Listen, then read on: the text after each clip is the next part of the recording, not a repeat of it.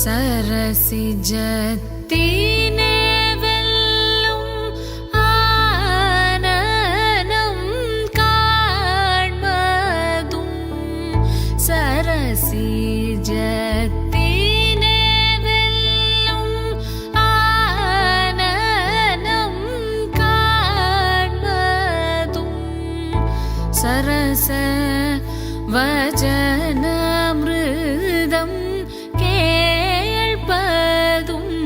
Cultural ഫോംസും അതിലൊക്കെ മ്യൂസിക്കിൻ്റെ importance ഭയങ്കര. അതുപോലെ നമ്മൾ ട്രഡീഷണൽ ആർട്ട് ഫോംസ് എടുത്തു കഴിഞ്ഞാലും ഫോക്ക് ആർട്ട് ഫോംസ് എടുത്തു കഴിഞ്ഞാലും എല്ലാത്തിനും ഒരു പില്ലറാണ് മ്യൂസിക്. അപ്പോൾ തെയ്യത്തിലുള്ള കഥകളും അല്ലെങ്കിൽ വേറെ കലകളൊക്കെ സെയിം കഥയായിരിക്കും പറയണത്. ഇമോഷൻസിൽ നിന്നാണല്ലോ എപ്പോഴും പാട്ടുണ്ടാക്കുക എപ്പോഴും ഉണ്ടാവാറ്. ലിറിക്സ് ആണെങ്കിലും എനിക്ക് തോന്നുന്നു എല്ലാ കലകളും ഇമോഷൻസിൽ നിന്നാണ്. ഓരാന വളർക്കമ്പി കാതിലിടുന്നവൾ ഭൂതങ്ങളോടും കൂടിയാടിക്കളിപ്പവൾ.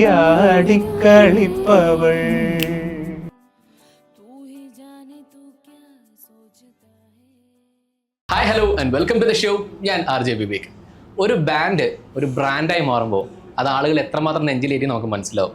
So I have with me one such band formed in 2015 and right now in 2025 amazingly contributing to the Kerala culture. നമ്മുടെ മലയാള തനിമയിൽ ഊർന്ന് അത് നമ്മുടെ വേരുകളിൽ ഊന്നി അതിലുള്ള ആ ഒരു വൈബ്രേഷനും കൾച്ചറും ഒക്കെ നമ്മളിലേക്ക് എത്തിച്ചുകൊണ്ട് മേ ബി ഒരു കോൺടെമ്പററി സ്റ്റൈലിൽ ഫോക്കും റോക്കും മിക്സ് ചെയ്തുകൊണ്ടൊരു genre the story teller band.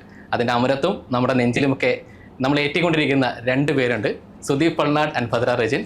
So let's welcome Kerala's own the fierce. നമ്മുടെ കൾച്ചറൽ വാക്കുകൾ കിട്ടുന്നില്ല, അത്രയും തനിമയിൽ ഊർന്നുകൊണ്ട് നമ്മളെ കോരിത്തിരിപ്പിക്കുന്ന the story teller band. Welcome to the show. So how is it? എന്തൊക്കെയുണ്ട് വിശേഷം? കുറെ നാളെ നമുക്ക് കണ്ടിട്ടല്ലേ? ആൻഡ് ഇപ്പൊ പുതിയ പാട്ടുകളുടെ പിന്നണിയിലാണോ? എന്താണ് ലേറ്റസ്റ്റ് അപ്ഡേറ്റ്സ് കാര്യങ്ങളൊക്കെ? പുതിയ പാട്ട് എനിക്ക് തോന്നുന്നു കഴിഞ്ഞ പ്രാവശ്യം ഇൻ്റർവ്യൂവിന് വന്ന സമയത്ത് പറഞ്ഞിട്ടുണ്ടായിരുന്നു. ഞാൻ എൻ്റെ ഒരു ഫസ്റ്റ് OC ഇറക്കാനുള്ള ഇതിലാണ്. അപ്പം ഓഡിയോ പ്രൊഡക്ഷൻ്റെ പരിപാടികളെല്ലാം കഴിഞ്ഞു. ഇനി വീഡിയോയുടെ കാര്യം കുറച്ച് പണിയിലാണ്. വൈകാതെ തന്നെ ഇറങ്ങും, ഓഗസ്റ്റിലൊക്കെ ഇറക്കണം എന്നാണ് വിചാരിച്ചേക്കുന്നത്. സുദീപ്, എന്താണ് ഇപ്പോൾ ഓൺ OC ആയിട്ട് ചെയ്യുന്ന സമയത്ത് എങ്ങനെയാണ് സ്റ്റോറി ടെല്ലർ ബാൻഡിന്റെ വിശേഷങ്ങൾ? സ്റ്റോറി ടെല്ലറിന്റെ പുതിയൊരു പ്രൊഡക്ഷനുള്ള പ്ലാനിൽ തന്നെയാണ്. അതിങ്ങനെ ഞങ്ങൾ ഡിസ്കഷൻ ആയിട്ടുള്ളൂ. ഇപ്പോൾ ആക്ച്വലി ഞങ്ങൾ രണ്ടുപേരും ഓരോ ഇൻഡിവിജ്വൽ സോങ്സ് ഇറക്കിക്കൊണ്ടിരിക്കുക. അപ്പോൾ ഭദ്ര പറഞ്ഞല്ലോ, ഭദ്രയുടെ പാട്ട് ഇറക്കിക്കൊണ്ട്. അതുപോലെ തന്നെ ഞാൻ നമ്മുടെ P. ജയചന്ദ്രൻ ഉണ്ടല്ലോ, മരിച്ചുപോയ ജയേട്ടൻ്റെ ഒരു പാട്ട് ഞാൻ പാടിച്ചത് എനിക്ക് റിലീസ് ചെയ്യാത്തതുണ്ടായിരുന്നു. അപ്പോൾ ജയേട്ടൻ്റെ ശബ്ദത്തിൽ ഉള്ള ഒരു പാട്ട് എൻ്റെ ആകെ ഇനി ബാക്കിയുള്ള ഒറ്റ പാട്ടാണ്. അതിൻ്റെ വീഡിയോ പ്രൊഡക്ഷനിലായിരുന്നു. അതിപ്പോൾ ഈ വരുന്ന ഉടനെ തന്നെ അത് റിലീസ് ചെയ്യും. അപ്പോൾ അതിൻ്റെ ഒരു പ്രൊഡക്ഷൻ പരിപാടികളാണ്. എല്ലാവർക്കും സർപ്രൈസ് രണ്ടുപേരുടെ ഇൻഡിവിജ്വൽ രീതികളിൽ ഭയങ്കരമായിട്ട് അമേസ് ചെയ്യിപ്പിക്കുന്ന സിംഗേഴ്സാണ്. ഇതാണ് നമുക്ക് സ്റ്റോറി ടെല്ലർ ബാൻഡായിട്ട് നിങ്ങൾ ഒന്നിക്കുമ്പോഴും it's is an amazing journey. So how did you meet first? എങ്ങനെയാണ് നിങ്ങൾ ഒന്നിച്ചത്? What is that thought behind the story teller? ഒരു ഇൻസ്പിറേഷണൽ തോട്ട് ഉണ്ടാവുമല്ലോ. ഞങ്ങൾ ബേസിക്കലി ഞാൻ തുടങ്ങിയത് വേറൊരു ബാൻഡിലാണ്, ഒരു ബാൻഡിലെ സിംഗറായിട്ട് തുടങ്ങിയതാണ്. ആ ബാൻഡിലെ ഫീമെയിൽ സിംഗർ സ്വന്തമായിട്ടൊരു ബാൻഡ് സ്റ്റാർട്ട് ചെയ്തപ്പോൾ അതിൽ പാടാൻ വന്ന സിംഗറാണ് ഭദ്ര. പാലക്കാട് വെച്ചിട്ട് ഞങ്ങളൊരു ഷോയുടെ മുന്നേ പ്രാക്ടീസിനാണ് ഞങ്ങൾ ആദ്യമായിട്ട് കാണുന്നത്. അതിനുശേഷം ഞങ്ങൾ കുറേ ഷോകൾ ഞങ്ങൾ ഒന്നിച്ച് ചെയ്തു. അപ്പോൾ ആ ഷോസിന്റെ ഇടയിൽ നമ്മൾ വെറുതെ ഇരിക്കുന്ന സമയത്തൊക്കെ നമ്മളെപ്പോഴും ഇങ്ങനെ ഇൻഡിപെൻഡന്റ് ഇൻഡസ്ട്രിയെ കുറിച്ചിട്ടും എന്തുകൊണ്ട് നമ്മുടെ അവിടെ എല്ലാ ബാൻഡും ഇങ്ങനെ ഫിലിം സോങ്സ് മാത്രം പാടുന്ന ഒരു അങ്ങനല്ലാതെ എന്തുകൊണ്ട് നമുക്ക് ഇൻഡിവിജ്വൽ സോങ്സ് ഒക്കെ ചെയ്ത് പുറത്തൊക്കെ ഉള്ള പോലെ ഒരു ഇന്ത്യ പരിപാടികളിലേക്ക് കിടക്കാൻ പറ്റുന്നില്ല എന്ന് സ്ഥിരം നമ്മുടെ ഡിസ്കഷൻ ആയിരുന്നു. ആ ഡിസ്കഷനിൽ തുടങ്ങി നമ്മളിങ്ങനെ ചർച്ച ചെയ്തിട്ടാണ് സ്റ്റോറി ടെല്ലറിലേക്ക് നമ്മൾ എത്തുന്നത്. അങ്ങനെ നിങ്ങളൊരു ബാൻഡായി. മറ്റേ ബാൻഡുകൾ ഇപ്പോഴും ഉണ്ടോ? ആ ടീമായിട്ട് നമ്മളിപ്പോ നല്ല സൗഹൃദത്തിലാണ്. അവർ വിളിച്ചാലും പാടാൻ പോകും. പക്ഷെ അവിടെ നിന്നാണ് നമ്മൾ തുടങ്ങുന്നത്. വന്ന വഴി മറക്കരുത്. ഈ പേര് ഭയങ്കര ക്യൂരിയസ് ആയിട്ടുള്ള ഒരു പേരാണ്, storyteller. Like for a music band storytelling എന്ന് പറഞ്ഞൊരു പേര് നമ്മൾ ഒരിക്കലും കണ്ടിട്ടില്ല. ഒരു ഫിലോസഫിയോ അല്ലെങ്കിൽ തോട്ടോ ബിഹൈൻഡ് ദിസ്? അത് സുദീപാണ് ആക്ച്വലി ഈ ഒരു കൺസെപ്റ്റ്. അതായത് നമ്മുടെ എവിടെ എല്ലാ ബാൻഡ്സ് എടുത്താലും എല്ലാവർക്കും ഒരു ഐഡന്റിറ്റി ഉണ്ടല്ലോ. അപ്പം സുദീപിന്റെ തോട്ടാണ് അങ്ങനെ ഒരു നമുക്ക് കഥ പറയേണ്ട പോലത്തെ ഒരു ബാൻഡ്. അങ്ങനെ ഒരു സ്റ്റോറി എടുത്തു കഴിഞ്ഞാൽ അതിനെ ആസ്പദമാക്കിയിട്ട് ഇപ്പോൾ കേരളത്തിൽ തന്നെ പല കലാരൂപങ്ങളുണ്ട്. അപ്പോൾ അതിനൊക്കെ സെയിം കഥ വെച്ചിട്ട് പല സോങ്സ് ഉണ്ടാവും. അപ്പോൾ നമുക്ക് അങ്ങനെ ഒരു സ്റ്റോറി പോലെ ചെയ്യാം. അപ്പം അങ്ങനെ അതായിരുന്നു ആദ്യത്തെ കൺസെപ്റ്റ്. അങ്ങനെയാണ് ഞങ്ങളുടെ കൺസെപ്റ്റ്. അപ്പം ആ കൺസെപ്റ്റ് പറഞ്ഞപ്പോൾ തന്നെ എൻ്റെ തലയിൽ ഉദിച്ചതാണ് ഈ പേര്. Story teller. കഥ പറയുന്നത് സ്റ്റോറി ടെല്ലർ അത്രേ ഉള്ളൂ. അല്ല എന്നാലും നിങ്ങളുടെ പാട്ടുകളെ പറ്റി നിങ്ങൾ പറയുന്ന ഡിസ്ക്രിപ്ഷൻ ഉണ്ട്, വീവിങ് സ്റ്റോറീസ് അല്ലെ, കഥകൾ അല്ലേ. അപ്പം എങ്ങനെയാണ്, വാട്ട് ഈസ് ദാറ്റ് തോട്ട്? ഒരു കഥ എങ്ങനെ പറയണം, ഏത് കഥ പറയണം, how do you choose upon this, അല്ലെങ്കിൽ ഏത് കഥ പറയരുത്, അങ്ങനെയൊക്കെ എങ്ങനെയാണ് നിങ്ങളുടെ ഡിസിഷൻ മേക്കിംഗ് പ്രോസസ്? അല്ലെങ്കിൽ പറയാരുതാത്ത കഥയെ കുറിച്ചിട്ട് സത്യം പറഞ്ഞാൽ ചിന്തിച്ചിട്ടില്ല. പക്ഷെ നമ്മളൊക്കെ എപ്പോഴും ഞങ്ങൾ രണ്ടുപേർക്കും ഒരു സിമിലാരിറ്റി എന്ന് വെച്ചാൽ നമ്മളെല്ലാവരും ഒരു ഭയങ്കര റൂട്ടഡ് ആയിട്ട് നമ്മളൊരു മ്യൂസിക് സിറ്റുവേഷനിലാണ് വരുന്നത്. അപ്പോൾ ഞങ്ങളുടെ രണ്ടുപേരുടെയും ടേസ്റ്റുകളാണെങ്കിലും നമ്മൾ കേട്ടിട്ടുള്ള പാട്ടുകളുടെ ഒരു രീതികളും അതൊക്കെ ഭയങ്കര സിമിലറാണ് പല കാര്യത്തിലും. പിന്നീടാണ് നമ്മൾ ഡിഫറെൻറ്റ്, അപ്പോൾ ഭദ്ര ഹിന്ദുസ്ഥാനിയാണ് പഠിച്ചേക്കുന്നത്, ഞാൻ പ്യൂർലി കഥകളി സംഗീതവും കർണാട്ടിക് മ്യൂസിക്കാണ്. അപ്പോൾ നമ്മുടെ ജോണറൊക്കെ കുറച്ച് ഡിഫറെൻ്റ് ആണ്. എന്നാൽ നമ്മുടെ തുടക്കം റൂട്ട് ഒരേപോലെ ആയിരുന്നു. അപ്പോൾ നമുക്കെപ്പോഴും ഞങ്ങളെപ്പോഴും നമ്മുടെ കേരളത്തിൽ നിന്ന് തന്നെ തുടങ്ങാം. അപ്പോൾ നമ്മുടെ കേരളത്തിൽ ഒരുപാട് കൈൻഡ് ഓഫ് ആർട്ട് ഫോംസും കൾച്ചറൽ ഫോംസും അതിലൊക്കെ മ്യൂസിക്കിൻ്റെ ഇമ്പോർട്ടൻസ് ഭയങ്കര. അപ്പോൾ നമ്മൾ ക്ഷേത്രകലകൾ എടുത്താൽ ഈ അമ്പലത്തിന് വേണ്ടിയിട്ടാണെങ്കിലും അവിടെ മ്യൂസിക്കിന് ഭയങ്കര റെലവൻസാണ്. ഇപ്പോൾ സോപാന സംഗീതമാണെങ്കിലും ശരി, കളമ്പാട്ടാണെങ്കിലും ശരി, ഇതൊക്കെ മ്യൂസിക് എല്ലാത്തിലും ഉണ്ട്. മറ്റ് നമ്മുടെ ഇപ്പോൾ ഒരു വിവാഹം എടുത്തു കഴിഞ്ഞാൽ വിവാഹത്തിന് അനുബന്ധിച്ചും അതെ, ഒപ്പനയായാലും അങ്ങനെ നമ്മൾ എന്തൊരു സാധനം സെലിബ്രേഷൻ എടുത്തു കഴിഞ്ഞാലും ശരി, നമ്മുടെ റിച്വൽസ് എടുത്തു കഴിഞ്ഞാലും അതിൻ്റെ പിന്നിലൊരു മ്യൂസിക് ഉണ്ട്. അതുപോലെ നമ്മുടെ ട്രഡീഷണൽ ആർട്ട് ഫോംസ് എടുത്തു കഴിഞ്ഞാലും ഫോക്ക് ആർട്ട് ഫോംസ് എടുത്താലും എല്ലാത്തിനും ഒരു പില്ലറാണ് മ്യൂസിക്. അപ്പോൾ എന്തുകൊണ്ട് അത്തരം മ്യൂസിക്കുകളെ നമുക്ക് പോപ്പുലറൈസ് ചെയ്തുകൂടാ, അങ്ങനത്തെ ഇതിൽ നമുക്കൊന്ന് എക്സ്പ്ലോർ ചെയ്തുകൂടെ? എന്നാൽ അത് മാത്രം എടുക്കല്ലാതെ അതിൻ്റെ അംശം എടുത്തിട്ട് നമ്മുടെ ഓൺ ആയിട്ട് എന്തെങ്കിലും അതിൽ കമ്പോസ് ചെയ്തിട്ട് അതിൻ്റെ ഒരു ബ്ലെൻഡ് എന്നുള്ള രീതിയിലാണ് നമ്മൾ തുടങ്ങിയത്. പിന്നെ നമ്മൾ ഓൺ കോമ്പോസിഷൻസും ചെയ്തു. അതല്ലാണ്ട് അത് അഡാപ്ഷൻ മാത്രമല്ലാണ്ട് നമ്മുടെ ഓൺ കോമ്പോസിഷൻ. തെയ്യം ഒക്കെ നമ്മൾ എടുക്കാന്ന് വെച്ചാൽ തെയ്യത്തിലെ എലമെന്റ് എടുത്ത് നമ്മൾ പാട്ട് പുതിയത് ഉണ്ടാക്കുക ചെയ്ത്, ഓൾറെഡി അതിന്റെ ലിറ്ററേച്ചർ എടുത്തിട്ട് നമ്മൾ ചെയ്യല്ല ചെയ്ത്, നമ്മൾ പുതിയ ലിറിക്ക് എഴുതി അതിന് പുതിയ ട്യൂണൊക്കെ ഇട്ടിട്ട്, എന്നാൽ ആ ഒരു അതിപ്പോൾ നമ്മളിപ്പോൾ കേരളത്തിലുള്ളവർക്ക് തെയ്യം എന്ന് പറഞ്ഞാൽ എന്താണെന്ന് മനസ്സിലാവും. പുറത്ത് പോയാൽ അതെ അത് റിലേറ്റ് ചെയ്യാൻ പറ്റുമോ എന്നറിയില്ല. അപ്പോൾ തെയ്യത്തിലുള്ള കഥകളും അല്ലെങ്കിൽ വേറെ കലകളൊക്കെ സെയിം കഥയായിരിക്കും പറയണത്. പക്ഷെ പുറത്തുള്ള ഒരാൾക്ക് ഇങ്ങനെ തെയ്യം എന്താണ്, അതിൻ്റെ വൈബ് എന്താണെന്ന് അറിയാൻ വേണ്ടിയിട്ടാണ് നമ്മൾ അങ്ങനെ ഒരു തെയ്യത്തിൻ്റെ ഒരു ഇതിൽ പാട്ടൊക്കെ ചെയ്തത്. ഓക്കെ, അപ്പോൾ സ്റ്റോറി ടെല്ലർ ബാൻഡിനെ പറ്റി പറയുമ്പോൾ ഉറപ്പായിട്ടും നിങ്ങളുടെ സോങ്സ് മെൻഷൻ ചെയ്യണം. അതിനകത്ത് നമുക്ക് രാസയ്യോ ആ പാട്ടിൻ്റെ ഒരു 4 വരി പാടി നമുക്ക് തുടങ്ങാം. ഈ പാട്ടിന് ആക്ച്വലി വലിയൊരു താങ്ക് യു പറയണം. കാരണം ആ പാട്ടുകാരനാണ് എനിക്ക് തോന്നുന്നു ഇപ്പം ഞങ്ങൾ സ്റ്റോറി ടെല്ലേഴ്സ് എന്ന് പറഞ്ഞാൽ എല്ലാവരും അറിയപ്പെടുന്നത്. രാസയ്യോ രാജ രാസയ്യാരോ രാജകുമാരക, രാസയ്യോ രാജ രാസയ്യാരോ രാജകുമാരക, ಇಲ್ಲಿ ಮುಳ್ಳೋ ನಾರಗ ಮುಳ್ಳೋ ಶೇಷಂ ವಾಗ ಮಮ ನಾರಗ ತೊವ್ವೋ, ಇಲ್ಲಿ ಮುಳ್ಳೋ ನಾರಗ ಮುಳ್ಳೋ ಶೇಷಂ ವಾಗ ಮಮ ನಾರಗ ತೊವ್ವೋ, ರಾಸಯ್ಯಯ್ಯೋ ರಾಜ ರಾಸಯ್ಯಾರೋ ರಾಜಕುಮಾರಗ, ರಾಸಯ್ಯಯ್ಯೋ ರಾಜ ರಾಸಯ್ಯಾರೋ ರಾಜಕುಮಾರಗ. വരികതരിക പൊരുവതിനായി വളരെ നാൾ പേശി അരുളിയമ്മ താൻ വരബലം കൊണ്ടോ മതിച്ച നിന്നൂടെ വംശമൊക്കവേ മുടിപ്പനിന്നു ഞാൻ. ഭയങ്കര ഇത്രയും ലോല് ഞാൻ ആദ്യമായിട്ട് ഈ പാട്ട് കേൾക്കുന്നത്. എങ്ങനെ ഈ ഒരു പാട്ടിലേക്ക് എത്തിയ പാട്ടിന്റെ പാട്ടിനെ കുറിച്ച് പറയുമ്പോൾ നമുക്ക് സത്യം പറഞ്ഞാൽ ആദ്യം ഭദ്ര ഈ ബാൻഡിൽ ഈ പാട്ട് ഒഴിവാക്കാൻ നോക്കിയാളാട്ടോ. നമ്മൾ ഫസ്റ്റ് ഈ പ്രൊഡക്ഷൻ ചെയ്യുന്ന സമയത്ത് നമ്മൾ സെറ്റ് ലിസ്റ്റ് ഉണ്ടാക്കുന്ന സമയത്ത് ഈ പാട്ടുകൾ അന്വേഷിക്കുന്നുണ്ടായിരുന്നു, എന്തൊക്കെ പാട്ട് പാടണം, എങ്ങനത്തെ ടൈപ്പ് ഓഫ് പാട്ട് പാടണം എന്നൊക്കെ നോക്കി. അങ്ങനെ ഈ പാട്ടിന്റെ പ്രൊഡക്ഷൻ സമയത്ത് ഭദ്ര വന്നിട്ട് പറഞ്ഞു ഈ പാട്ട് നമുക്ക് വേണ്ട, എനിക്ക് ഇത് വേണ്ട, ഇത് നമുക്ക് ഈ പാട്ട് ലിസ്റ്റിൽ നിന്ന് ഒഴിവാക്കാന്ന് പറഞ്ഞാണ്. സാർ നമ്മൾ നിർബന്ധിച്ചാൽ പറ്റില്ല, ഈ പാട്ട് വേണമെന്ന് പറഞ്ഞിട്ട് ഇൻക്ലൂഡ് ചെയ്യിപ്പിച്ച പാട്ടത്. അന്ന് ഭദ്രയുടെ ഡിസിഷൻ നമ്മൾ ആക്സെപ്റ്റ് ചെയ്തിരുന്നെങ്കിൽ ഇന്ന് ഈ പാട്ട് ഇപ്പോഴും ഇവര് പറയും ഭദ്ര ഏത് പാട്ട് പാടണം എന്ന് വേണ്ടാന്ന് പറഞ്ഞു ആ പാട്ട് ഇതിനകത്ത് വൈറലാവുന്നു.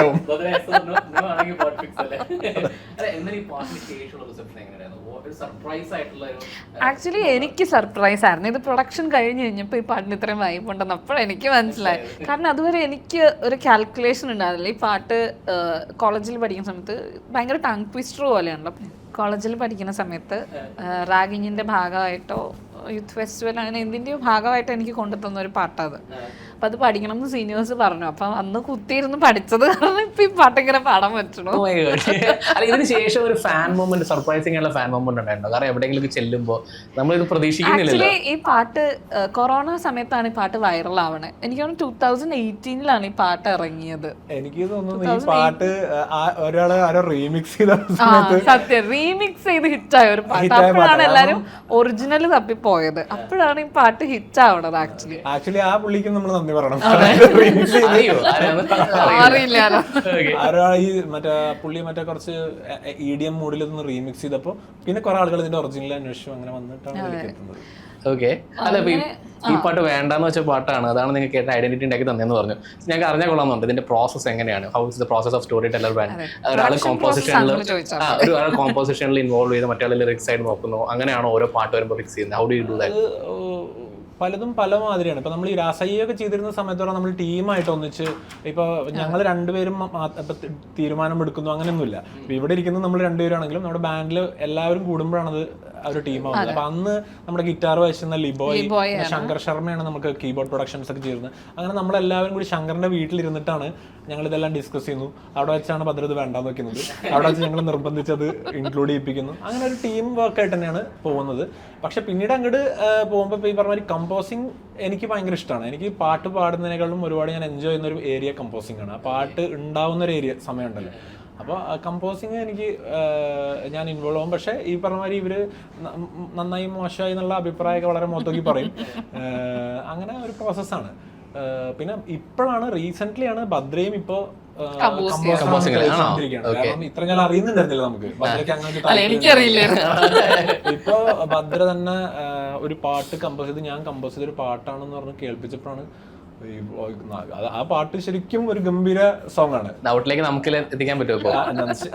അത് എന്നാണ് ഇറങ്ങുന്നത് ഞങ്ങൾ അതിന്റെ വീഡിയോ പ്രൊഡക്ഷൻ സ്റ്റേജിലാണ്. പക്ഷെ അപ്പൊ അങ്ങനെയാണ് അതിന്റെ ഒരു ഇത് പറഞ്ഞാൽ ശരിക്കും പറഞ്ഞ ബാൻഡിൽ ഒരു പാട്ട് സ്റ്റേജിലേക്ക് വരുന്നത് എല്ലാവരെയും കൂടിയുള്ള ഒരു കളക്റ്റീവ് തോട്ടും അതാണ്. പിന്നെ വരികൾ ഞങ്ങൾ എഴുതാറില്ല ആരും. വരി ആക്ച്വലി കൺസെപ്റ്റ് നമ്മുടെ നമ്മൾ എന്താ വേണ്ടേന്ന് പറഞ്ഞു കൊടുക്കും. ഇത് ലിറ്ററേച്ചർ നമുക്ക് അത്ര ഇതില്ല, അതിന് അത്ര വരില്ല.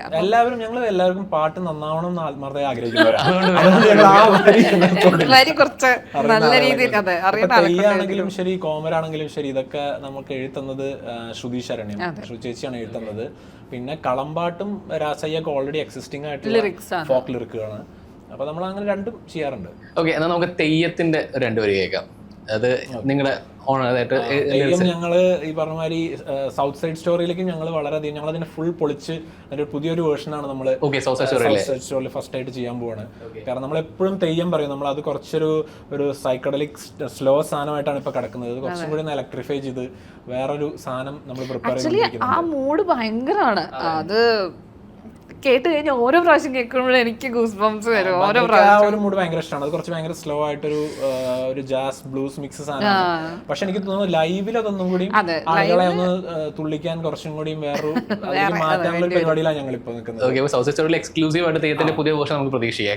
അതിന്റെ പ്രീമിയർ അവിടെ ആയിരിക്കും. തെയ്യത്തിന്റെ നമ്മുടെ ഒറിജിനൽ വേർഷൻ നമുക്ക് വീരർക്കാവിൻ പുഴനീരിൽ നിൻ കളിയാട്ടത്താർ ഞാൻ കണ്ടേ, ഏഴിയരങ്ങൾ ഉയിർത്തോർക്കും അന്തിത്തോറ്റം ഞാൻ കേട്ടേ.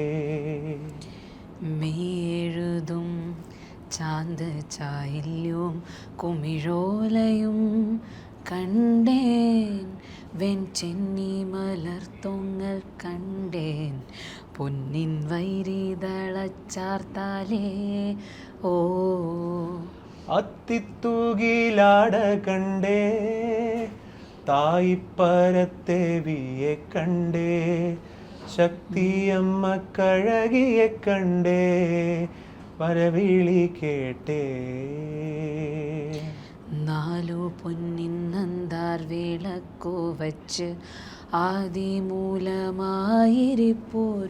ദേവി, പൊലിക നീ നിറക നീ ഉറഞ്ഞുള്ളിൽ നിറകതേ. പൊലിക പൊലിക പൊലിക ജനമേ പരദൈവം പൊലിക നീണാൾ പൊലിക, പന്തൽ പോലിക 16 അഴകിയ പന്തൽ പോലിക മരം പോലിക.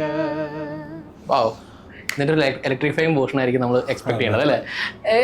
എനിക്ക് എപ്പോഴും ഡൗട്ടായിരുന്നു ചില സമയത്ത് ലൈവ് പെർഫോമൻസിന് വേണ്ടി ട്രീറ്റ് ചെയ്യുന്ന ഒരു ട്രീറ്റ്മെന്റ് ഉണ്ട്, അതല്ലാതെ നമ്മുടെ ഓൺ പ്രൊഡക്ഷൻസിന് നമ്മൾ ട്രീറ്റ് ചെയ്യുന്ന ഒരു ട്രീറ്റ്മെന്റ് ഉണ്ട്. ഇത് രണ്ടും ഡിഫറൻഷിയേറ്റ് ചെയ്യാറുണ്ടോ? നിങ്ങൾ അത് രണ്ടിനും വേണ്ടിയിട്ട് ഒരു ഡിഫറെൻറ്റ് ട്രീറ്റ്മെന്റ് എടുക്കാറുണ്ടോ? എന്ന് വെച്ച് കഴിഞ്ഞാൽ പാട്ട് ആദ്യം ഒറിജിനലി വരുന്നത് നമ്മുടെ മൈൻഡിൽ ഫസ്റ്റ് വരുന്ന ഒരു തോട്ടാണ് വരിക. പിന്നെ ഡെഫിനറ്റ്ലി അത് ഒരു ഒറിജിനലായിട്ട് റിലീസ് ചെയ്യുന്നു. ആ റിലീസ് ചെയ്തതിന് ശേഷം നമ്മൾ ലൈവിലേക്ക് വേണ്ടി വയ്ക്കുമ്പോൾ നമ്മൾ എപ്പോഴും ആലോചിക്കും ആ ഒരു പാട്ട് എപ്പോഴും നമ്മൾ മാത്രമല്ല അതിനെ കംപ്ലീറ്റ് ചെയ്യുന്നത്, ഒരു ഓഡിയൻസും കൂടി വരുമ്പോഴാണ് കംപ്ലീറ്റ് ആവുന്നത് ഒരു പാട്ട്. അപ്പം അവരുടെ പെർസ്പെക്റ്റീവിൽ നിന്നും നമ്മൾ ആലോചിക്കണം. അപ്പോൾ ഡെഫിനറ്റ്ലി അതിനെപ്പറ്റി ഇടയ്ക്കൊക്കെ ഒന്ന് മറിച്ചിന്തിക്കാം. പിന്നെ പ്രൊഡക്ഷൻ ആ ഒരു വിഷ്വലൈസേഷനും ഒരു ലൈവിലുള്ള വിഷ്വലൈസേഷനും തന്നെ ഭയങ്കര ഡിഫറൻസ് ആണ്. ഇപ്പൊ ആളുകൾ മുമ്പിൽ ക്രൗഡ് നിൽക്കുന്നു, ബാക്ക് ഡ്രോപ്പ്, ആ ഒരു നമ്മുടെ ഇന്ററാക്ഷൻ, ഇതെല്ലാം കൂടി ആ എനർജി ഭയങ്കര ഡിഫറെന്റ്. അപ്പൊ അതിന് അവർക്കും കൂടി അതിൽ എങ്ങനെ അവരെ ഇൻവോൾവ് ചെയ്യിപ്പിക്കാം എന്നുള്ള ഒരു ഫാക്ടർ കൂടി നമ്മളെപ്പോഴും അതിൽ ആഡ് ചെയ്യാൻ നോക്കും. അല്ല, ഏറ്റവും ആദ്യം ലൈവിന് വേണ്ടിയിട്ട് ഡിഫറെൻ്റ് ഒരു ട്രീറ്റ്മെന്റ് എടുത്ത പാട്ട് വേറെ ഏതെങ്കിലും ഉണ്ടോ? കാരണം നിങ്ങൾ ഓൺ പ്രൊഡക്ഷൻസും ഈ കാര്യങ്ങൾ കണ്ട് നമ്മൾ ഭയങ്കര ആ പാട്ട് നമ്മൾ അതായിരിക്കും നമ്മൾ ഏറ്റവും കൂടുതൽ ഇഷ്ടപ്പെടുന്നത്. മേ ബി പക്ഷേ ലൈവിൽ വേറൊരു ട്രീറ്റ്മെന്റ് കൊടുക്കുമ്പോൾ യു ക്യാൻ എസ്കലേറ്റ് ഇറ്റ്. ആ ഒരു ഫീൽ ഭയങ്കരമായിട്ട് എസ്കലേറ്റ് ചെയ്യാൻ പറ്റും, അല്ലെങ്കിൽ ഭയങ്കര എലവേറ്റ് ചെയ്യാൻ പറ്റും. ഇപ്പൊ ഞങ്ങൾ തുടങ്ങിയിട്ടുണ്ട്. ഇപ്പൊ നമ്മൾ പ്ലാൻ ചെയ്യണം, നമ്മൾ ലൈവിന് വേണ്ടിയിട്ട് തന്നെ പാട്ടുകൾ ഉണ്ടാക്കുക എന്നുള്ളൊരു പരിപാടി. എനിക്ക് തോന്നുന്നു കഴിഞ്ഞ ഷോയില് നമ്മുടെ കോമരം കുറച്ചും കൂടി അത് ചോദിക്കണമെന്ന് വെച്ചാൽ നമ്മൾ അതിനു വേണ്ടി നമ്മൾ കമ്പോസ് ചെയ്യുമ്പോഴേ നമ്മൾ ലൈവിന് വേണ്ടി അല്ലേ. മറ്റത് ഇതുവരെ നമ്മൾ ചെയ്തൊക്കെന്ന് വെച്ചാൽ നമ്മളൊരു പാട്ട് ക്രിയേറ്റ് ചെയ്യും, എന്നിട്ട് നമ്മൾ ലൈവിന് വേണ്ടി അതിന്റെ വേറെ വേർഷൻ ഇറക്കും. അങ്ങനെ അതിൽ ചെറിയ മാറ്റങ്ങളൊക്കെ വരുത്തും. അപ്പൊ ഇപ്പൊ നമ്മളെന്ന് വെച്ചാൽ ബാൻഡിന് വേണ്ടി ഇനിയിപ്പോ പുതിയ ഇറങ്ങാൻ പോകുന്ന സ്റ്റോറി ടെല്ലറിന്റെ സോങ്സ് ഒക്കെ നമ്മൾ അങ്ങനെ എക്സ്ക്ലൂസീവ്ലി ലൈവിന് വേണ്ടി ആ ഒരു നമ്മളിപ്പോ പുതിയ രണ്ടാമതൊരു വേർഷൻ പറഞ്ഞില്ല, ഓൾറെഡി ഒറിജിനൽ കമ്പോസിംഗ് ഇറക്കും, പിന്നെ ലൈവിന് വേണ്ടി വേറൊരു വേർഷൻ നമ്മൾ ചെയ്യും. അതായത് ഇറക്കാനല്ല, ഓൺ വരുന്ന ചെറിയ മാറ്റങ്ങൾ. അങ്ങനെ ട്രീറ്റ് ചെയ്ത പാട്ട് ഏതാ first of all? Very first time കോമരം അങ്ങനെ ഒരു ട്രാക്ക് ആയിരുന്നു. കോമരം നമ്മൾ ആദ്യം ഓൾറെഡി ചെയ്തത് അങ്ങനെ ആയിരുന്നില്ല, നമ്മൾ വളരെ ഒരു പക്ക ഒരു ഇലക്ട്രോണിക് വേർഷൻ ആയിട്ടാണ് ചെയ്ത്. അത് നമ്മൾ ലൈവിനായപ്പോഴേക്കും പക്ക റോക്ക് മോഡിൽ അങ്ങനത്തെ ഒരു മോഡിലേക്ക് അത് മാറ്റിയത് കോമരം. സർപ്രൈസിങ് ഫാക്ടേഴ്സ് എങ്ങനെയാണ് ഒരു പാട്ടിന്റെ ജോണർ ഡിസൈഡ് ചെയ്യുന്നത്? കാരണം അതിനകത്തൊരു എന്താ പറയുക, ഒരു റോക്കും ഈ പറഞ്ഞ പോലെ നമ്മുടെ കൾച്ചറും എല്ലാം കൂടെ ചേർത്ത് വെച്ചുകൊണ്ടുള്ള ഒരു പാട്ട്, ഫോക്ക് റോക്ക് എന്നൊരു ബാൻഡ്, എങ്ങനെ നിങ്ങളത് ഡിസൈഡ് ചെയ്യുന്നത്? പലപ്പോഴും അത് ഇവോൾവ് ചെയ്യുന്നുണ്ട് കേട്ടോ, എനിക്ക് അങ്ങനെ തോന്നിയിട്ടുള്ളത്. കാരണം ഇപ്പൊ നമ്മൾ മനഃപൂർവ്വം ചെയ്യണതല്ല, സോൾ അപ്പോഴത്തെ എന്താണോ നമുക്ക് ഫീൽ ചെയ്യണേ അതങ്ങ് വരിക. മാത്രമല്ല നമ്മൾ മനഃപൂർവ്വം അങ്ങനെ ആക്കാൻ ശ്രമിച്ചിട്ട് അതല്ലാതെ ഇതിലേക്ക് തിരിച്ചു വന്ന ആ ട്രാൻസ്ഫോർമേഷൻ സംബന്ധിച്ച എക്സ്പീരിയൻസുകൾ ഉണ്ടായിട്ടുണ്ട്. കാരണം നമ്മളൊരു പാട്ട് ഇങ്ങനെ ചെയ്യാന്ന് വിചാരിക്കും, പക്ഷെ നമ്മൾ ചെയ്തു വന്ന് അതിന്റെ ഒരു മൂഡിലേക്ക് എല്ലാവരും കൂടി എത്തുമ്പോൾ ചിലപ്പോൾ ഇതാവില്ല വരിക. ഇപ്പൊ തെയ്യം തന്നെ അതിനൊരു എക്സാമ്പിളാണ്. തെയ്യം നമുക്ക് ആസ് എ ട്രാക്ക് അത് കേൾക്കാൻ ഭയങ്കര ഇഷ്ടമാണ്, പക്ഷെ നമ്മൾ ലൈവിലേക്ക് ഇനി അത് മറ്റത് മാറ്റണം എന്ന് ഞങ്ങൾക്ക് എല്ലാവരും ഞങ്ങൾ കുറെ കാലമായിട്ട് ആഗ്രഹിക്കുന്ന ഒരു പാട്ടാണ്. പിന്നെ നമ്മൾ പറഞ്ഞല്ലോ, നമ്മൾ രണ്ടുപേരും അല്ല ഇത്, നമുക്കൊരു വലിയൊരു ബാക്ക് ബോൺ ഉണ്ട് നമ്മുടെ ടീം എന്ന് പറയുന്നത്. അവരും ഇതിനകത്തേക്ക് വരുമ്പോൾ ഹോൾ കളർ ചേഞ്ച്, എല്ലാത്തിന്റെയും കളർ. നമ്മുടെ പെർക്കഷനിസ്റ്റ് അരവിന്ദ് ഉണ്ട്, ആളും ആക്ച്വലി നമുക്ക് ഇന്ന് ഇവിടെ വേണ്ട ആളാണ്. ബിക്കോസ് അരവിന്ദും ഈ പറഞ്ഞ ഈക്വലി നമ്മുടെ എല്ലാ പാട്ടിലും അങ്ങനെ അങ്ങനെ അഭിപ്രായം പറഞ്ഞ് അവനും അവന്റെ ഫുൾ ഇത് എല്ലാത്തിലും ഇടപെടുന്ന ഒരാളാണ്. എന്നുവെച്ചാൽ അത്രയും നന്നാവാൻ ആഗ്രഹിച്ച് ചെയ്യുന്ന അങ്ങനെ ഒരു വലിയ ടീം കൂടി നമ്മുടെ കൂടെ ഉണ്ട്. അതുപോലെ തന്നെ മ്യൂസീഷ്യൻസ് മാത്രമല്ല, അതിന്റെ സൗണ്ട് മിക്സിംഗ് ആണെന്നുണ്ടെങ്കിലും അതിന്റെ വിഷ്വൽ എസ്തെറ്റിക്സ് ആണെങ്കിലും മാനേജ്മെന്റും ഇതെല്ലാം കൂടി കറക്റ്റ് ബ്ലെൻഡിൽ വരുമ്പോഴാണ് ഒരു ബാൻഡ് സക്സസ്ഫുൾ ആവുന്നത്. ഇത്രയും ഐഡിയ കോൺട്രിബ്യൂഷൻസ് ഉണ്ടാകുമ്പോൾ ഉറപ്പായിട്ടൊരു കോൺഫ്ലിക്റ്റും ഉണ്ടാവും. അതായത് നിങ്ങളുടെ ഇടയിൽ ഈ ഒരു ബാൻഡിൽ ഒരു കോൺഫ്ലിക്റ്റ് വരുമ്പോൾ, എസ്പെഷ്യലി ഇപ്പം രണ്ടുപേരും ഉള്ള നിങ്ങളെ റെഫറൻസ് വെച്ചിട്ട് we can ask it, like ഒരു കോൺഫ്ലിക്റ്റ് വന്നാൽ ഹൗ യു ട്രീറ്റ് ഇറ്റ്? എങ്ങനെയാണ് അതിന്റെ ഐഡിയേഷൻ പ്രോസസ്സിലെ കോൺഫ്ലിക്റ്റ് സട്ടിലായിട്ട്? അല്ല, ആക്ച്വലി നമ്മൾ ഡിസ്കസ് ചെയ്യും. പിന്നെ ജെന്യുവിൻ ആണോ, ലൈക്ക് നമ്മൾ ഡിസ്കസ് ചെയ്യും, അടിയൊക്കെ ഉണ്ടാവാറുണ്ട് ഇഷ്ടം. പക്ഷേ നമ്മൾ ഡിസ്കസ് ചെയ്യുമ്പോൾ നമ്മൾ അങ്ങോട്ട് ഇങ്ങോട്ട് പറഞ്ഞ് മനസ്സിലാക്കും. അപ്പം ഞാനാ പറയണമെങ്കിൽ അതിൽ തെറ്റുണ്ടെങ്കിൽ സുദീപ് അതിന് എന്ന് വെച്ചാൽ അതിന് വേണ്ട റീസൺസ് തന്നാൽ ഞാൻ ഓക്കെയാണ്. അതുപോലെ തന്നെ തിരിച്ചും അതുപോലെ തന്നെയാണ് ബാക്കി എല്ലാ മെമ്പേഴ്സും. അപ്പോൾ ഓൾമോസ്റ്റ് എല്ലാ കാര്യങ്ങളും അങ്ങനെ വലിയ എല്ലാവരും ഫൈനലി നമ്മൾ ആഗ്രഹിക്കുന്നത് നന്നായിട്ട് മ്യൂസിക് വേണം എന്നുള്ളതാണ്. എല്ലാവരും ഫൈനൽ ഡെസ്റ്റിനേഷൻ കറക്റ്റ് ആണ്. പക്ഷെ ഞങ്ങൾക്ക് എന്താ വെച്ചാൽ പലർക്കും ഇപ്പോൾ ഡിഫറെൻറ്റ് തോട്ട്സ് ഉള്ളവർക്ക് എന്തായാലും ഉണ്ടാവില്ല.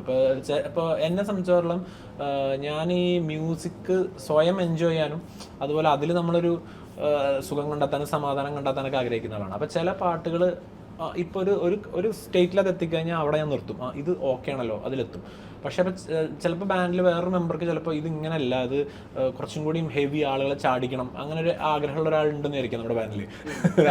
അപ്പോൾ നമുക്ക് അയാളെ ചിലപ്പോൾ സാറ്റിസ്ഫൈ ചെയ്യാൻ പറ്റില്ല. അപ്പോൾ ചിലപ്പോൾ അങ്ങോട്ടും ഇങ്ങോട്ടും അഭിപ്രായം പറഞ്ഞ് നമ്മൾ ആരെങ്കിലും ഒരാൾ കോംപ്രമൈസ് ചെയ്യേണ്ടി വരും. അത് മിക്ക കാര്യത്തിലൊക്കെ ഞാനാണ്. അങ്ങനത്തെ ഡെഫിനറ്റ്ലി ഉണ്ടാവാറുണ്ട്. പക്ഷെ ഫൈനലി നമ്മൾ സ്റ്റേജിലേക്ക് കിടക്കുമ്പോൾ ഇതൊന്നും നമ്മളെ മാറ്റർ ചെയ്യില്ല. നമ്മളെ സംബന്ധിച്ചോളം നല്ലൊരു ഔട്ട്പുട്ട് കൊടുക്കുക, നമ്മൾ പരമാവധി നന്നായിട്ട് ചെയ്യാൻ നോക്കുക എന്നുള്ളതാണ്. അത് എല്ലാവരും ഈക്വലി, അത് ആ സ്റ്റേജിലേക്ക് നമ്മളെ ഷോക്ക് കയറാറുന്നതിന് മുമ്പ് നമ്മളെല്ലാവരും ഒരു പിന്നെ നമ്മുടെ ബാൻഡിലെ എല്ലാരെയും വെച്ച് നോക്കുമ്പം ഹീസ് ദ ക്യാപ്റ്റൻ. അപ്പം ഇല്ല അല്ല നമ്മളുടെ കൺസെപ്റ്റ് അങ്ങനെയാ. കാരണം അപ്പം ദ ഫൈനൽ ഡിസിഷൻ ഇവിടെ നിന്നായിരിക്കും, ആരൊക്കെ എന്തൊക്കെ പറഞ്ഞാലും. കാരണം എക്സ്പീരിയൻസ്ഡ് ആണ്, കമ്പോസറാണ്, പിന്നെ ഡെഫിനറ്റ്ലി പുള്ളിക്ക് അറിയാമല്ലോ എന്ത് എവിടെ വേണം എന്നുള്ളത്. അല്ല ഇത് മ്യൂസിക് അവിടെയും ബാക്കി കാര്യങ്ങൾ ഇവിടെയാണ്.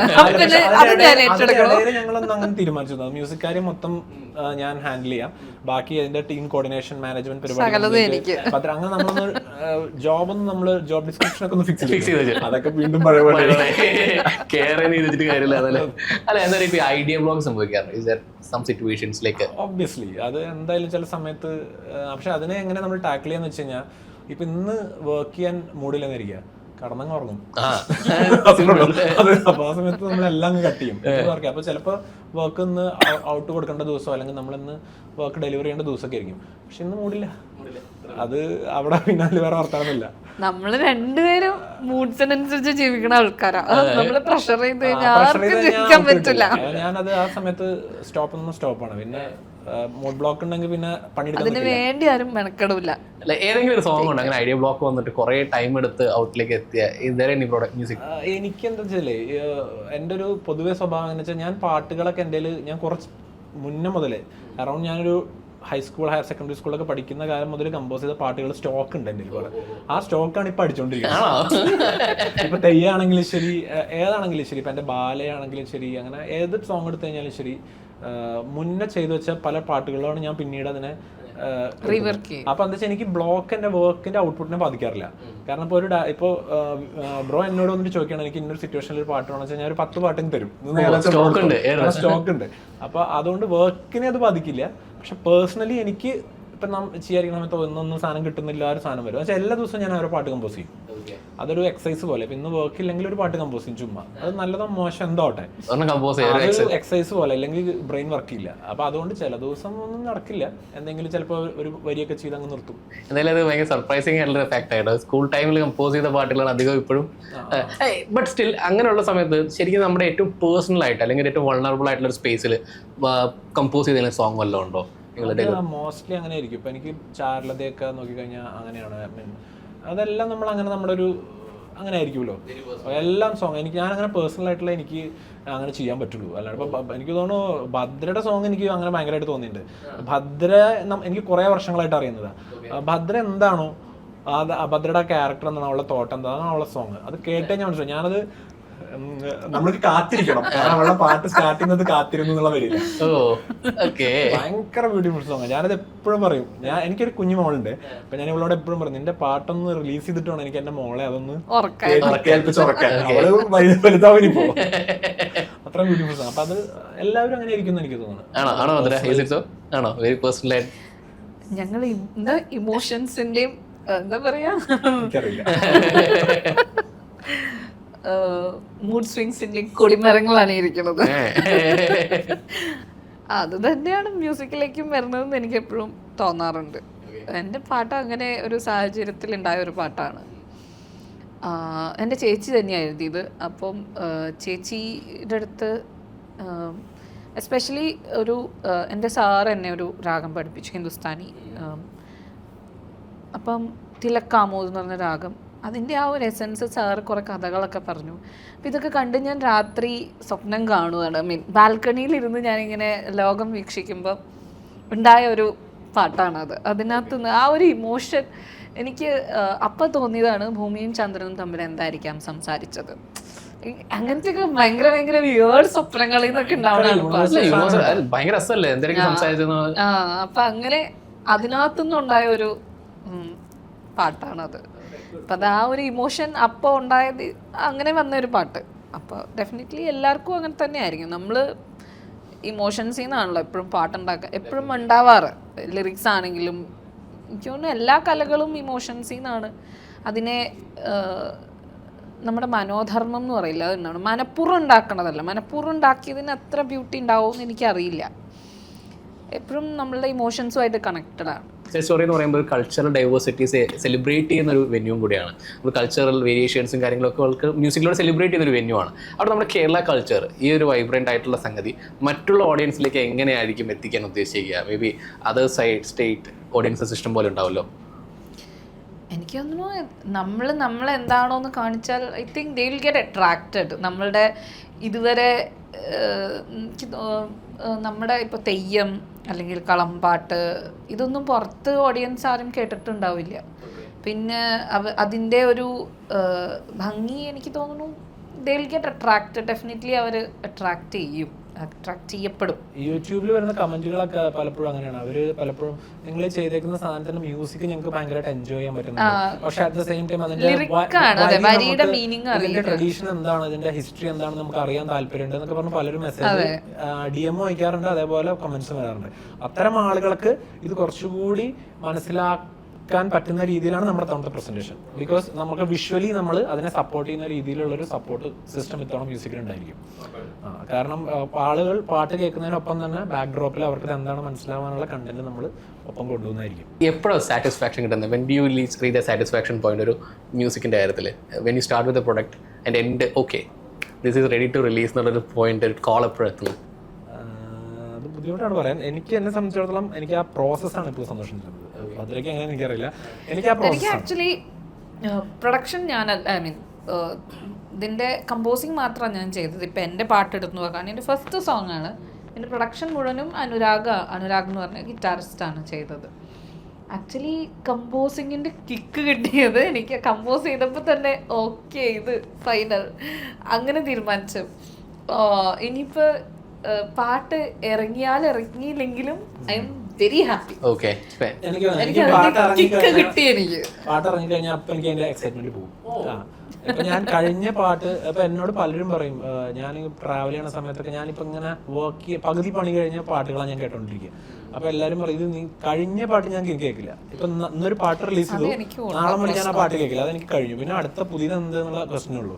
അപ്പൊ അപ്പൊ എനിക്ക് തോന്നുന്നു ഇറങ്ങുന്ന വരെയുള്ള പ്രോസസ്സാണ് നമുക്ക് സന്തോഷം തരുന്നത്. അത് കഴിഞ്ഞാൽ അത് കഴിഞ്ഞു പിന്നെ അടുത്ത പുതിയ പാട്ടിലേക്ക് പോവാന്നുള്ളതാണ്. ഏതോ ഒരു ഇന്റർവ്യൂല് വിനീതേട്ടൻ പറഞ്ഞു കേട്ടിട്ടുണ്ട്, വിനീതേട്ടന്റെ ശബ്ദം വിനീതേട്ടന് കേൾക്കണത് ഇഷ്ടമല്ല. എനിക്കും അതുപോലെ ഞാൻ പാടിയ പാട്ടുകളൊക്കെ എനിക്ക് ഇഷ്ടമല്ല. ഞാൻ അവർ പാടിയ പാട്ടുകൾ ഇഷ്ടമല്ല, അവർ അഭിനയിച്ച സിനിമയാണ്, അവരുടെ സീൻസ് കാണാൻ ഇഷ്ടമല്ല. ആണോ?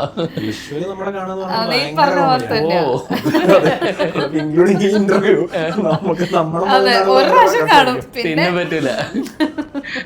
പക്ഷെ ഈ ഒരു പ്രോസസ് ഉണ്ടല്ലോ, ഇൻഡിപെൻഡന്റ് മ്യൂസിക് എന്ന് പറഞ്ഞാൽ ഇൻഡിപെൻഡന്റ് മ്യൂസിക് ബാൻഡ് എന്നുള്ള രീതിയിലുള്ള പ്രോസസ്. എക്സൈറ്റ്മെന്റ് എന്നൊരു പ്രോസസ്സാണ്. പക്ഷെ എത്രമാത്രം ഡിഫിക്കൽട്ട് ആയിരുന്നു അന്ന് 2015 തൊട്ട് ഇന്നത്തെ ഒരു സ്റ്റേജ് വരെ എത്തി നിൽക്കുമ്പോൾ. How is that process? അത് വളരെ എന്താ പറയാ, ഗ്രാജുവൽ ആയിട്ട് വളർന്നു തന്നെ ഞങ്ങൾ എത്തിയത്. ഞങ്ങൾക്ക് അങ്ങനെ വലിയ പ്രൊമോഷൻസ് ലൈക്ക് നമ്മുടെ പാട്ടിന്റെ ഭംഗി കൊണ്ട് തന്നെയാണ് നമ്മളിവിടെ എത്തിപ്പെട്ടതെന്ന് തന്നെയാണ് നമ്മുടെ വിശ്വാസം. ഞാനത് വളരെയധികം ഇൻറ്റൻഷൻ, എനിക്ക് അങ്ങനെ ഒരു വിഷനും മിഷനും പണ്ട് മുതലേ വെച്ചിരുന്ന ഒരാളാണ്. കാരണം ഞാൻ ആദ്യം മുതലേ ഈ ഇൻഡിപെൻഡൻറ്റ് മ്യൂസിക് ഇൻഡസ്ട്രി നമ്മുടെ നാട്ടിൽ കുറച്ചും കൂടിയും വളരണം, പ്രോസ്പെറസ് ആവണം എന്ന ആഗ്രഹം വെച്ച് ഇൻറ്റൻഷനലി ഞാൻ കുറേ അതിനുവേണ്ടി വർക്ക് ചെയ്യാറുണ്ട്. എനിക്ക് ഭയങ്കര ആഗ്രഹമാണ്. കാരണം സംഗീതത്തിന് വേണ്ടി മാത്രം ഒരു ഇൻഡസ്ട്രി ഇവിടെ, സിനിമാ പാട്ട് മാത്രമല്ലാണ്ട് നമ്മൾ ഉണ്ടാക്കുന്ന ഓൺ കോമ്പോസിഷൻ എല്ലാവരും സെലിബ്രേറ്റ് ചെയ്യുന്നൊരു കാലം എൻ്റെ എന്നല്ല, അങ്ങനൊരു സെഗ്മെൻറ്റ് തന്നെ നമ്മുടെ നാട്ടിൽ വേണം. പണ്ടൊക്കെ എനിക്ക് തോന്നുന്നു അദ്നാൻ സ്വാമിയുടെയൊക്കെ ഒരു കാലത്ത് പിന്നെയും കുറച്ചും കൂടി നോർത്ത് ഇന്ത്യയിലൊക്കെ ഉണ്ടായിരുന്നു സ്വന്തം പാട്ടുകൾ ഉണ്ടാക്കുന്ന ആൽബംസ്. അങ്ങനെ നമ്മൾ വിഷ്വലൈസ്, മറ്റേത് നമ്മളെപ്പോഴും വേറെ ആളുടെ വിഷ്വലൈസേഷന് വേണ്ടി പാട്ട് ചെയ്ത് കൊടുക്കുന്ന ഒരു സാധനമാണല്ലോ ഇവിടെ. അതല്ലാണ്ട് നമ്മൾ സ്വന്തമായിട്ട് കൺസീവ് ചെയ്യുന്ന, ക്രിയേറ്റ് ചെയ്യുന്ന പാട്ടുകൾ, അത് കേൾക്കാൻ ഒരുപാട് ആളുകൾ. എന്നിലത് വളർത്തിയതിന് ഒരു വലിയ ക്രെഡിറ്റ് ഇദ്ദേഹത്തിനും ഉണ്ട്. ഞാനത് ഭദ്ര എന്നല്ല, ഞാൻ എപ്പോഴും എൻ്റെ ചുറ്റുപാട് എവിടെ പോകുമ്പോൾ ഞാൻ ഇങ്ങനെ പറഞ്ഞുകൊണ്ടിരിക്കും. അതിങ്ങനെ എല്ലാവരും ചെവിയിൽ പറഞ്ഞുകൊണ്ടിരിക്കും. നമ്മൾ അങ്ങനെ ആ ഒരു കൾച്ചറിലേക്ക് എത്തണം. എനിക്ക് ഭയങ്കര ആഗ്രഹമായിരുന്നു. എനിക്ക് ജോബൊക്കെ കുട്ടിക്കാലം ആദ്യം മുതലേ ജോബിന്റെ കൂടെയൊക്കെ നമ്മൾ ജോബായാലും സൂരജ് സന്തോഷായാലും അപ്പോൾ ഇപ്പോൾ ഈവൻ ഹരീഷ് ഏട്ടനൊക്കെ ആയിട്ട് തന്നെ എപ്പോഴും ഞങ്ങൾ വാട്സപ്പിൽ അഭിപ്രായ വ്യത്യാസങ്ങളൊക്കെ ഞങ്ങൾ ഷെയർ ചെയ്യാറുണ്ട്. പക്ഷെ അപ്പോഴും ഈ ഇൻഡിപെൻഡൻറ്റ് നമ്മളതിങ്ങനെ ഒന്നിച്ച് കൂട്ടായി കുറേ കാലമായിട്ട് പലരായിട്ടും ഡിസ്കസ് ചെയ്യുന്ന വരുന്നൊരു സാധനം. അപ്പോൾ ഇന്ന് ഇപ്പോൾ ഇതുപോലുള്ള പ്ലാറ്റ്ഫോമുകളും ഫെസ്റ്റിവൽസൊക്കെ കാണുമ്പോൾ ആ രീതിയിലാണ് സന്തോഷം. എത്ര പേർക്ക് അങ്ങനെ അവസരം അവരവരുടെ സ്വന്തം പാട്ട് ആളുകളുടെ മുമ്പിൽ പാടാനുള്ളൊരു അത് സെലിബ്രേറ്റ് ചെയ്യാനൊക്കെ ഉള്ളൊരു അവസരം, അത് ഭയങ്കര, അത് വളരെ കാലമെടുത്തേ വരൂ, പക്ഷെ എന്നാലും അത് വരും എന്നുള്ളതിനൊരു ചെറിയ പ്രതീക്ഷയൊക്കെ വന്നു തുടങ്ങിയിട്ടുണ്ട്. Very good. സൗത്ത് സൈഡ് സ്റ്റോറിയിലേക്ക് പോവാണ്. We are going to south side story, the big venue. എന്താണ് നിങ്ങളുടെ expectation? We are expecting a lot from you, so we just want to know what is your expectations. നല്ല രസമുള്ള, നല്ല സന്തോഷം തരുന്ന audience, നല്ല എനർജി, അങ്ങോട്ടും ഇങ്ങോട്ടും ജസ്റ്റിസ് കൊടുക്കാൻ പറ്റണം. Definitely. So hoping for the very best. പറഞ്ഞു നിർത്തുന്നതിന് മുമ്പ് നമുക്കൊന്ന് പാടി നിർത്താൻ പറ്റും ഒരു പാട്ട്? നേരം പോയി നേരെ നാം ഒന്നിച്ചാൽ, നേരം പോയി നേരെ നാം ഒന്നിച്ചാൽ, നമ്മൾ കൊയ്യും വയലെല്ലാം നമ്മുടേതാകും പൈങ്കിളിയെ, നമ്മൾ കൊയ്യും വയലെല്ലാം നമ്മുടേതാകും പൈങ്കിളിയെ, നേരം പോയി നേരെ നാം ഒന്നിച്ചാൽ, നേരം പോയി നേരെ നാം ഒന്നിച്ചാൽ. So thank you so much, the storytellers. Thank you so much. We are expecting you to rock the stage, and thank you so much. Yeah. അപ്പോൾ കേൾക്കൂ കേട്ടുകൊണ്ടേയിരിക്കൂ.